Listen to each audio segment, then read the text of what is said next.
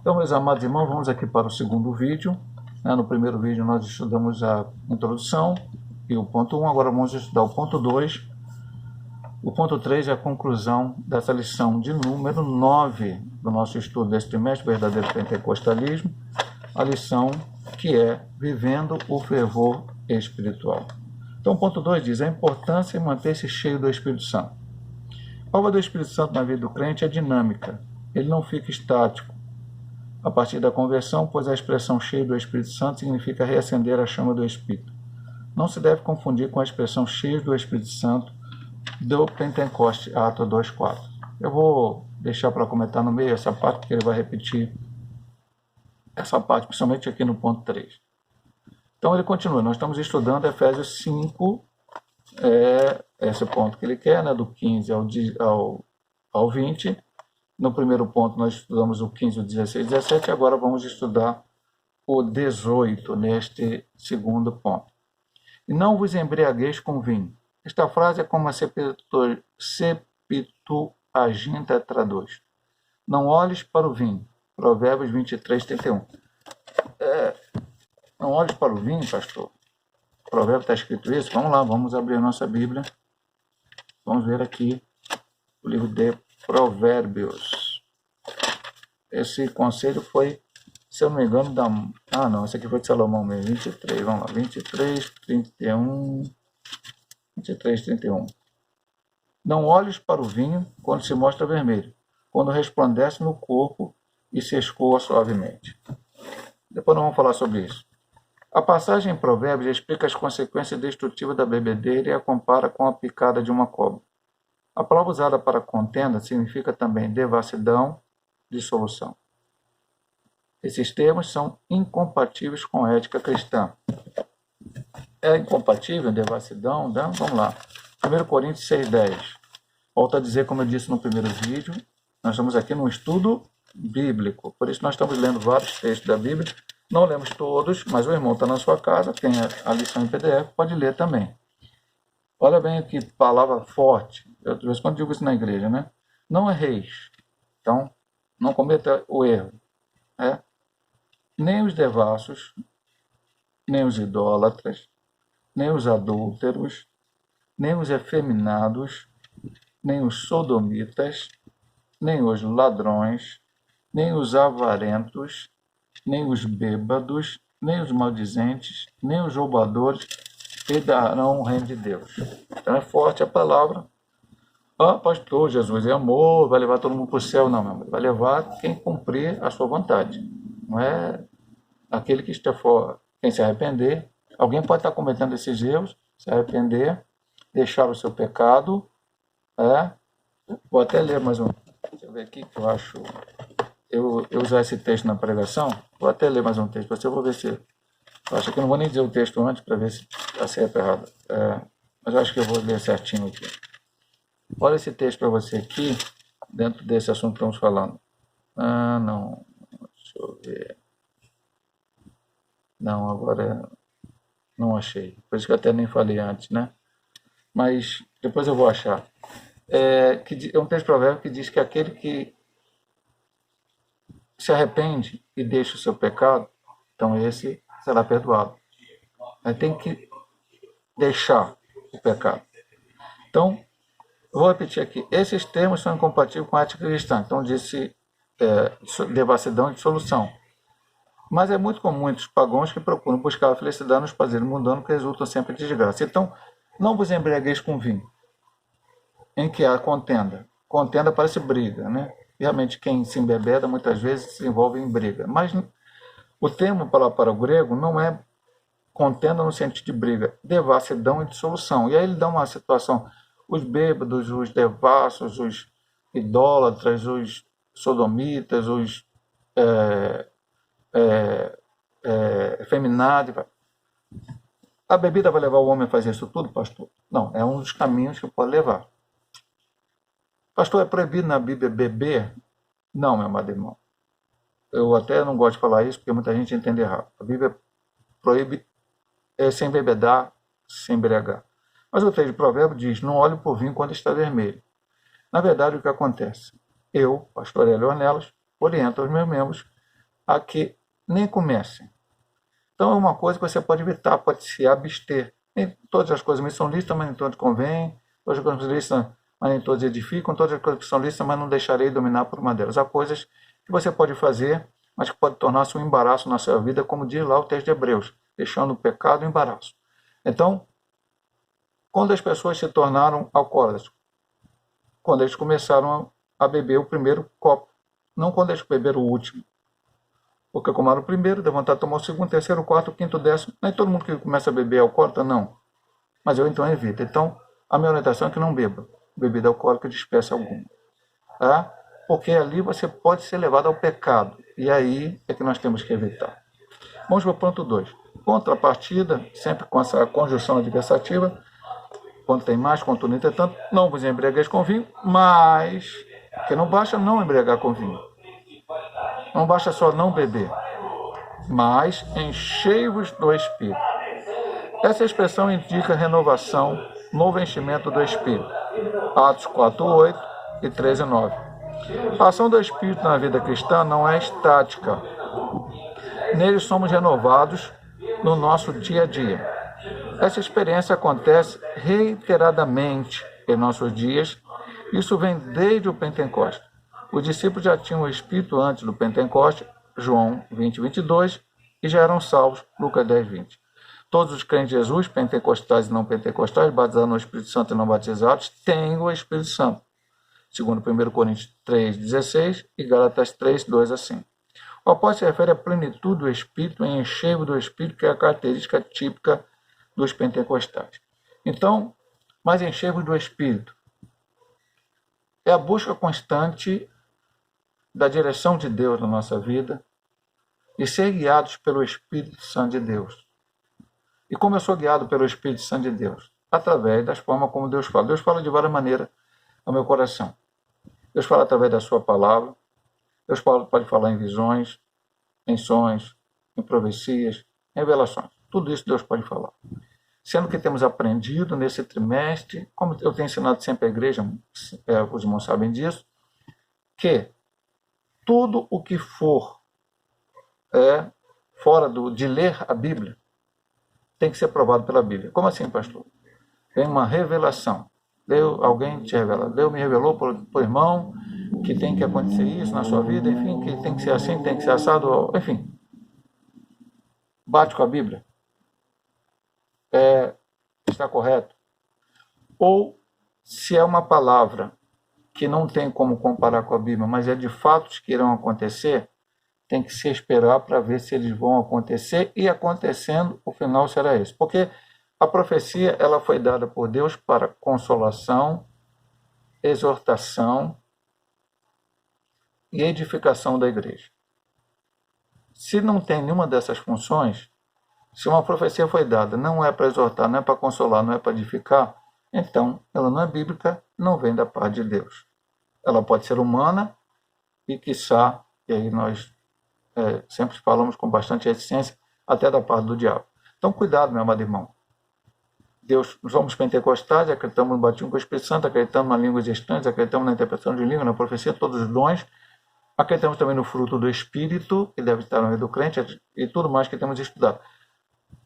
Encher do Espírito é ser guiado pelo Espírito, é viver uma vida do Espírito, ser usado por Deus como quer. Então, tem que estar numa constante busca da presença de Deus. Ah, pastor,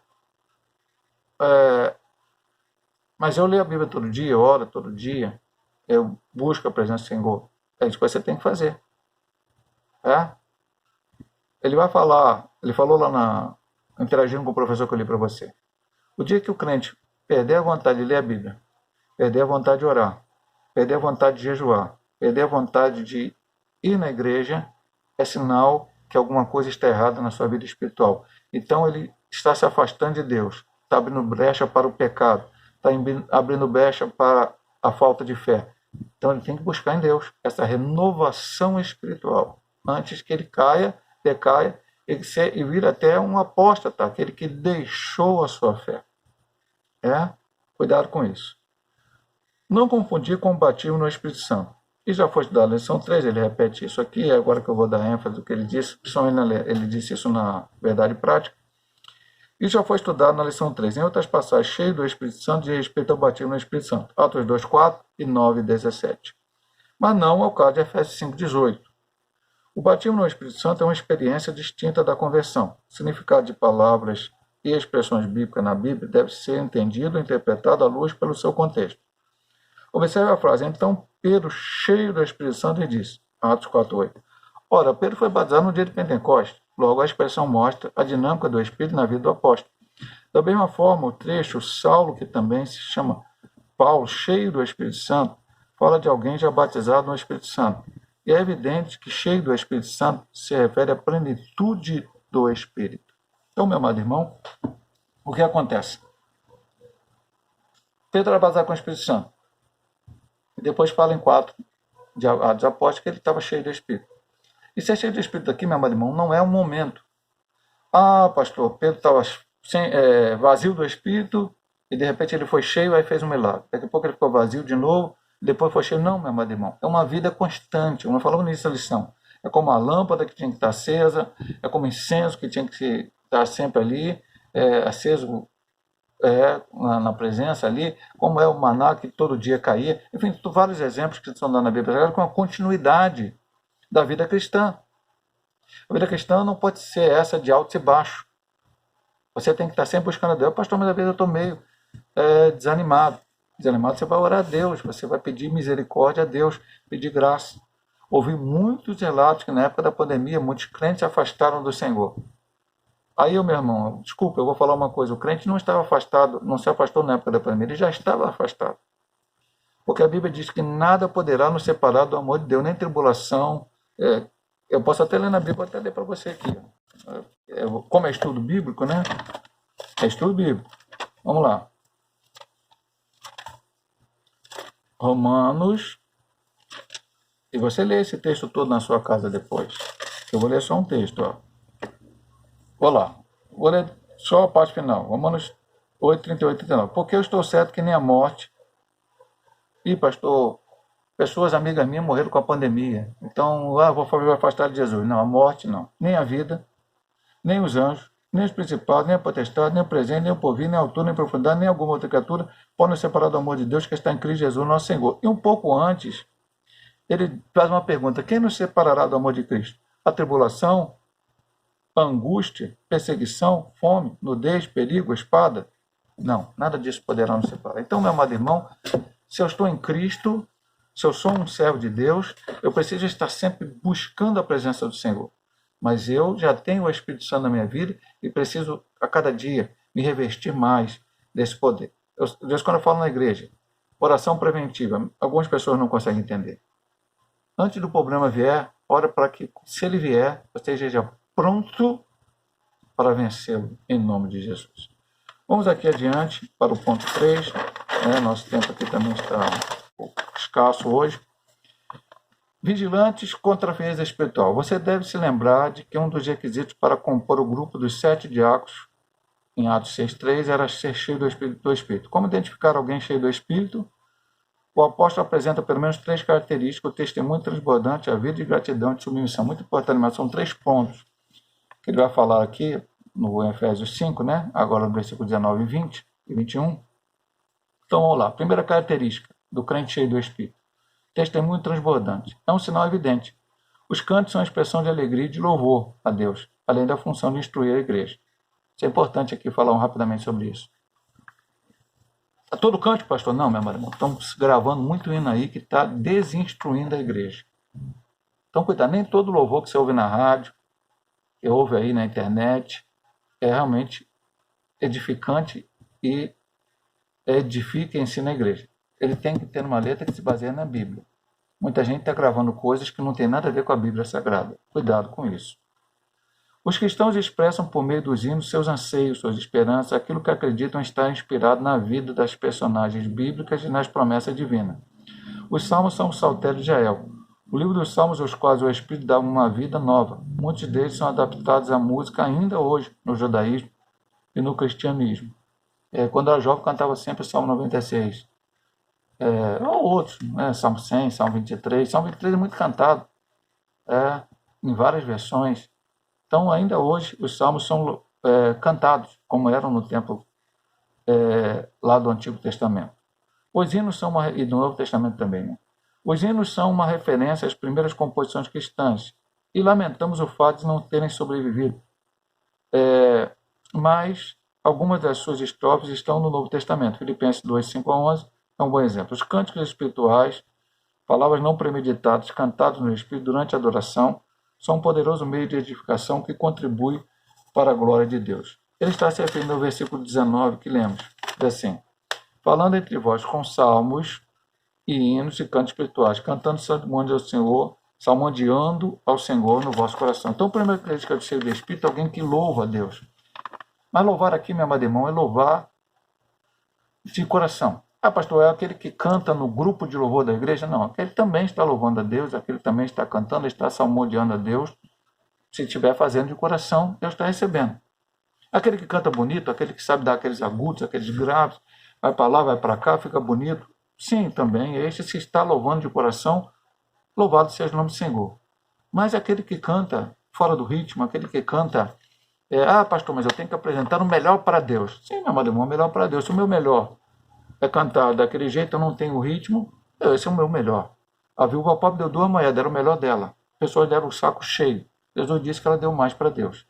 Então, o meu melhor não é o teu melhor. O teu melhor não é o meu melhor. Então faça o teu melhor, louve a Deus, glorifique a Ele, exalte a Ele, seja através dos salmos, dos hinos, mas hinos sempre, como estamos falando, que glorifiquem o nome do Senhor, que exaltem este Deus, que tragam mensagens abençoadoras para a igreja, não apenas frases repetitivas, como muitos estão aí, e o povo está repetindo, muitas vezes sem estar com base nenhuma na Bíblia Sagrada.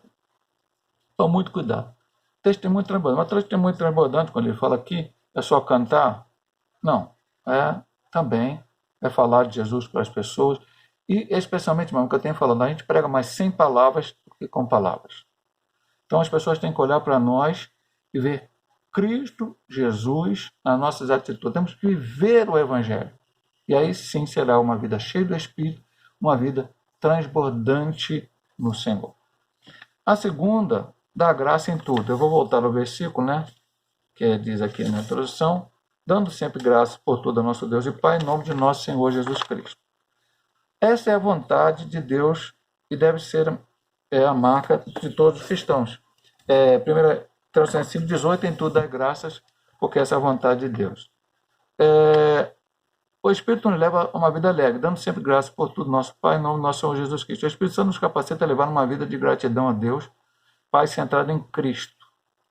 Há diversas passagens tripartidas no Novo Testamento. Tripartida aqui é falando do Pai, Filho e Espírito Santo. Mateus 28, 19, e batizando em nome do Pai, do Filho e do Espírito Santo, e assim por diante. Aqui 1 Coríntios 12, 4, 6, 2 Coríntios 13, 13, que é a bênção apostólica, e Efésios 4, 4 a 6, e 1 Pedro 1, 2, onde o Espírito aparece com o Pai e com o Filho, e a passagem que estamos analisando é uma delas, porque no versículo 18, 19 e 20, fala do Filho, do Espírito, não vos embriagueis com vinho em que há contenda, mas sempre cheio do Espírito, dando graça a Deus Pai, e o versículo, também o outro versículo fala de Jesus.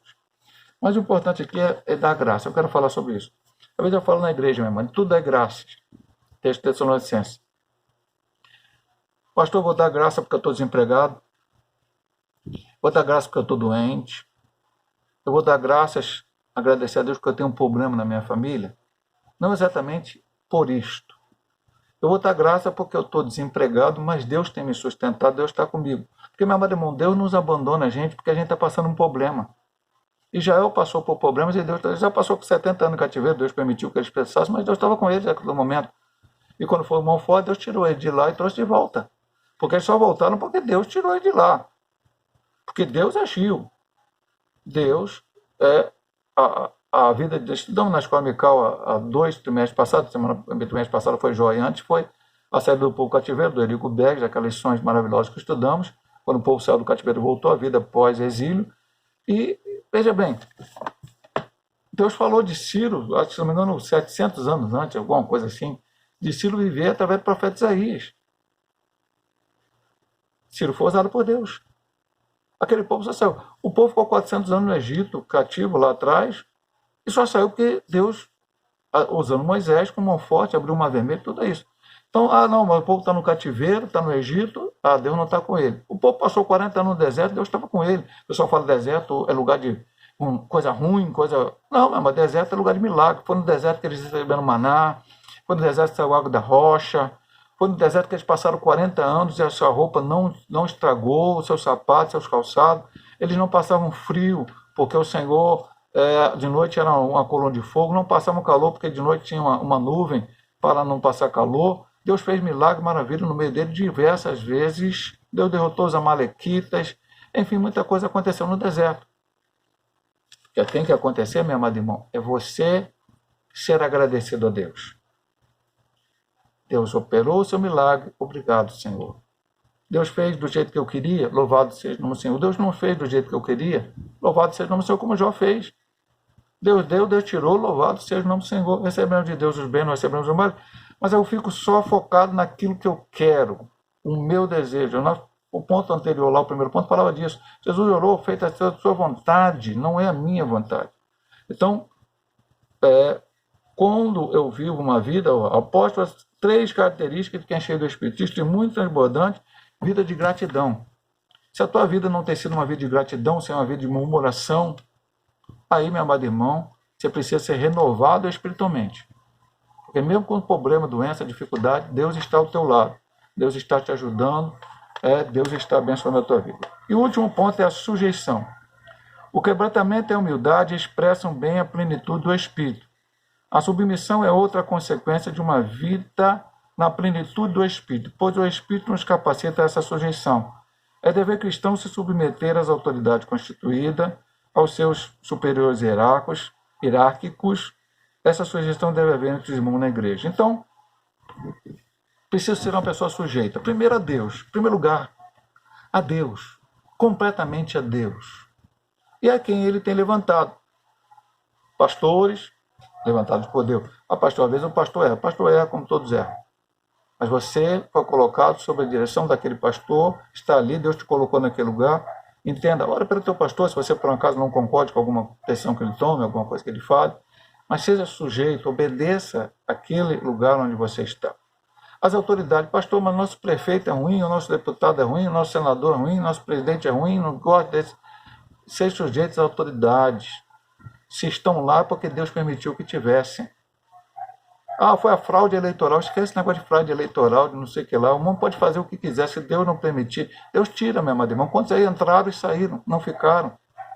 É Deus que está na direção de todas as coisas. Então, as autoridades, enfim, ao seu chefe, aqui quando diz que ele cita aos seus superiores hierárquicos, Efésios 2,18, ele diz, não só os bons e que são legais. Não, vou submeter o meu patrão, porque ele é bonzinho, ele paga um dia, ele faz, ele acontece, ele dá presente. Não, foi para outra firma agora, esse patrão aqui é ruim, ele não faz nada que a gente... Não, tem que obedecer. Essa é a vida do cristão. O cristão pode passar por perrengue, problema, dificuldade, porque ele é cristão, mas não porque ele está fazendo coisa errada. Então, no seu trabalho, se você trabalha, você tem que cumprir o seu horário de trabalho, você tem que estar ali fiel, tem que chegar na hora certa, tem que sair na hora certa, não pode ficar ali tomando tempo do seu patrão para fazer outras coisas, porque isto é ordem bíblica. Assim os verdadeiros servos de Deus devem agir.